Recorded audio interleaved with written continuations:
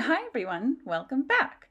In the last video, I cut the keelson parts, cut the scarf joints, and so I've laid this front part in the boat and I dry fit the rest of the pieces. So there's the front, and then we've got the middle piece, and that looks pretty good.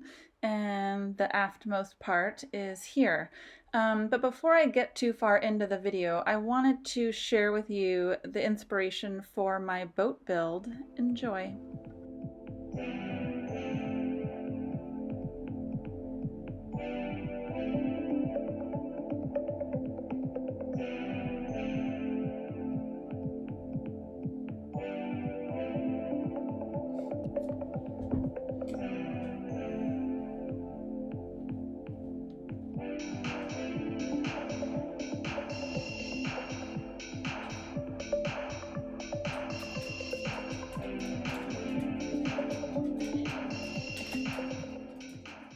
I think that's an understatement. I've got a long way to go.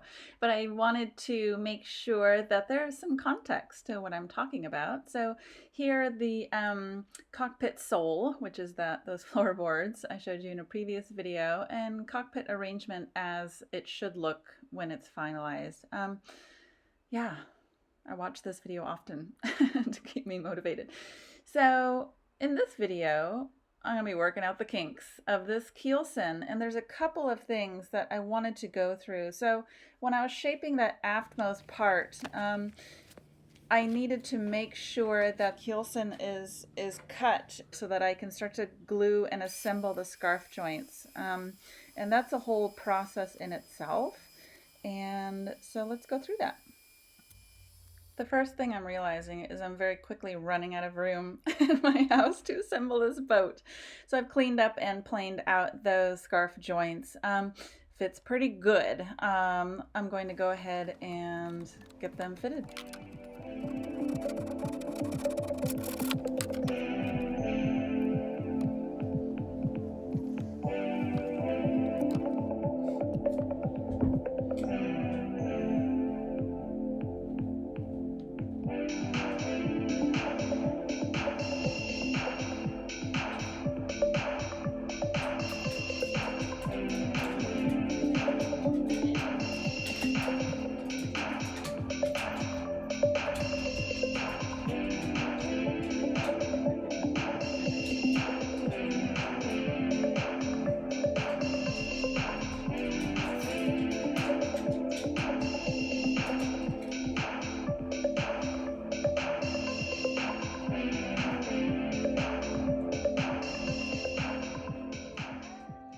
As you can see, I'm running out of room. So I moved over to the driveway. And I have the most rickety table. This is cracking me up. It was so hard to do this part. But I've got this serious mother of a planer. Check that thing out. It made it extremely easy to cut through this extremely hard wood. So other than my table that took a walk all over the driveway every time I was planing, came out pretty great. At this point, the the keelson is pretty much done. Oh, hey, there's Sean. And I'm going to go ahead and get started on the next phase of the project. But before I do that, I thought it might be interesting to show you my tools. Check it out. So this is my garage, and I have a lot of tools myself, but I also inherited a large amount of woodworking tools from my father, who was a master cabinet maker. These are just some of them. This was his primary tools cabinet that he used for many, many, many years.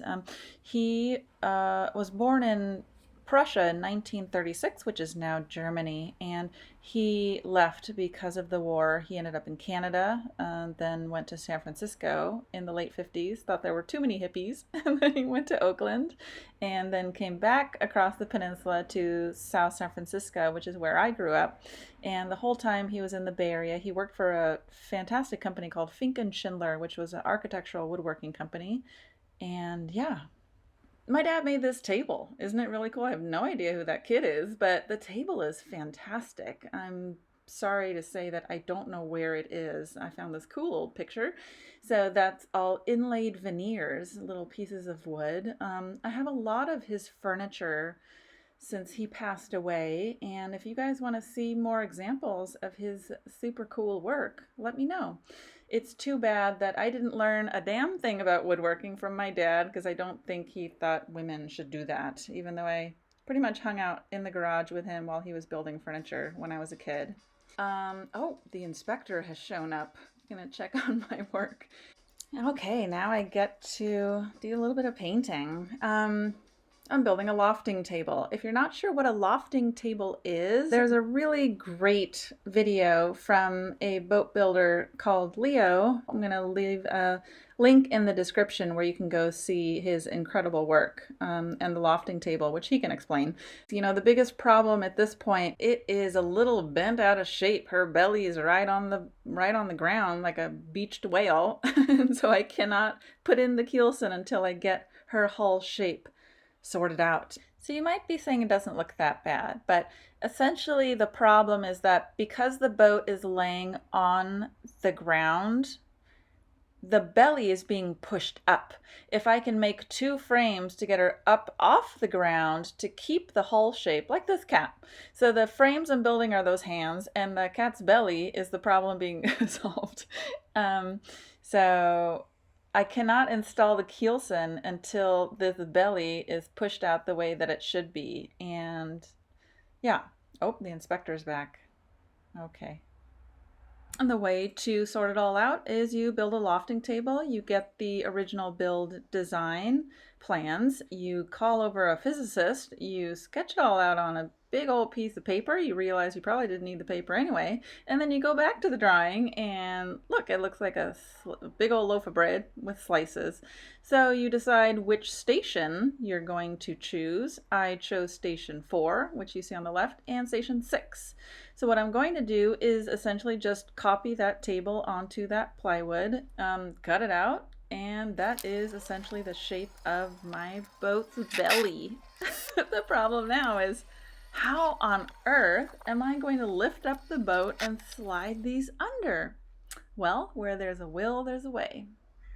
And before I get too crazy, I put the negative cutouts in the boat to make sure that they fit where they are supposed to fit according to the chart. And look, they do. And it totally works. But I'm kind of bummed because this is the worst picture ever, and I'm not going to go out and tear the whole cover off again. But trust me, it's amazing. It works great. Now, next step is I can install the keelson, so that will happen in the next video. Hooray! Oh, but don't go yet. I found an artifact in the boat. These old racing instructions. Isn't this so cool? I don't know where it's from, and it'll be fun to look it up. Looks like it says Long Beach on there. I'm not exactly sure. Also, my personal flag is done, and I think it came out great. You want to know something funny? My initials backwards spell who? Okay. Thanks, everyone. Thanks for joining me in my journey. I hope you're enjoying it. I hope everyone is safe out there, and take care. Be safe. Wear a mask. See you next time. Fair winds and following seas. Bye.